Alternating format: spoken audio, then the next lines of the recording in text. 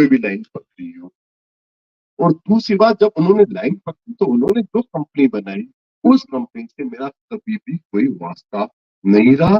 2 चीज़ों को गड़बड़ करके राज्य के अंदर जो एक एक हमारे यहाँ इनसाइड जो एक कॉन्फ्लिक्ट था, कुछ लोग चाहते थे, कुछ लोग हो सकता है कुछ नहीं भी चाहते हो, कुछ मन से उनको समस्या हो, उन्होंने एक षड्यंत्र रचा।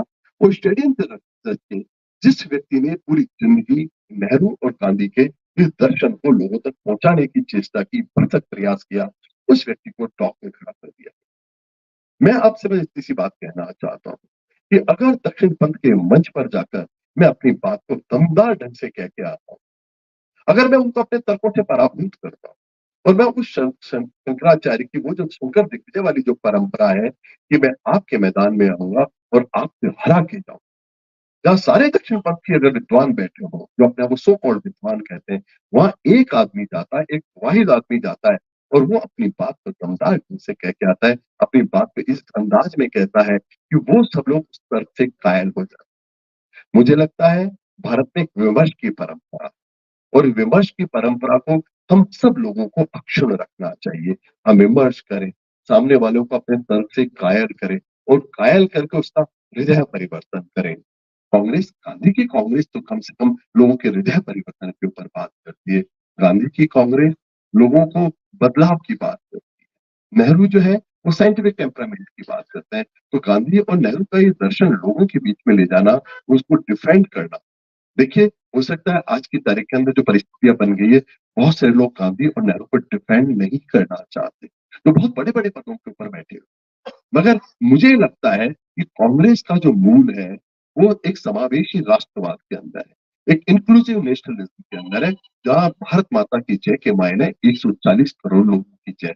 और अगर 140 करोड़ में से अगर आपने धर्म या जाति की बात कर दी, तो आप खत्म हो गए।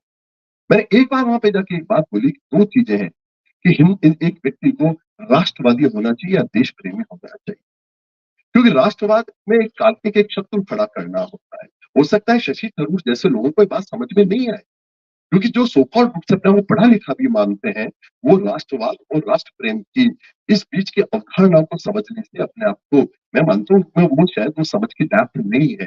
पर आपको ये समझना होगा कि जब मैं राष्ट्र प्रेम की बात कर रहा हूँ, तो मैं कौन-सी बात कर रहा हूँ? मैं वो बात कर रहा हूँ जो रवींद्रनाथ ठाकुर ने जापान के दौरे के अंदर ये बात कही। भले ही जापान के लोगों को पसंद आई या नहीं आई, क्योंकि जो भी घोर राष्ट्रवादी होते हैं, उन्हें ये बात पसंद नहीं आती।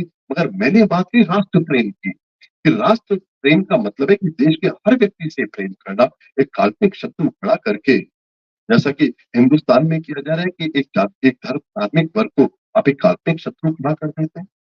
मैंने ये बात कही, अगर ये सब बातें कहना गुनाह है, अगर राष्ट्र प्रेम की बात करना गुनाह है, अगर नेहरू के और गांधी के समावेशी राष्ट्रवाद की बात करना, वो कहना गुनाह है, अगर गांधी और नेहरू को डिफेंड करना गुनाह है, किसी भी मंच के ऊपर, तो मैं निस्संदेह गुनहगार। मगर यहाँ एक प्रश्न है कि केवल आधी-अधूरी जानकारी, हाफ बेक इन्फॉर्मेशन एक बहुत बड़ी एक समस्या होती है। मेरे खिलाफ एक षड्यंत्र किया गया और उस षड्यंत्र के अंदर बहुत सारे लोग, और दिलचस्प बात है कि वो लोग जो कल खुद खुद जयपुर डायलॉग से बार्गेन कर रहे थे कि इकोनॉमी क्लास में नहीं आएँगे। काहे में नहीं आएँगे? इकोनॉमी क्लास में नहीं आएँगे, फर्स्ट क्लास टिकट लोगे तो आ जाएँगे। 5 स्टार बजट लाइन में नहीं रुकेंगे, 5 स्टार लग्ज़री में रुकेंगे। मैं शशि थरूर जी की बात कर रहा हूँ। जब शशि थरूर खुद जयपुर डायलॉग से खुद बार्गेन करते हैं, बार्गेन नहीं चली उनकी, वो एक दीगर बात है। मगर यहाँ एक बात है कि मैंने कांग्रेस के प्रतिबद्ध कार्यकर्ता के रूप में, मैं कांग्रेस के लिए प्रतिबद्ध हूँ, उस दर्शन के लिए प्रतिबद्ध हूँ, उस विचार के लिए प्रतिबद्ध हूँ। नेहरू और गांधी की उस विचार के लिए प्रतिबद्ध हूँ। मैंने उस दिन भी आप लोगों को निवेदन किया था, मैं विनम्रता पूर्वक ये टिकट लौटा रहा हूँ। अगर मेरे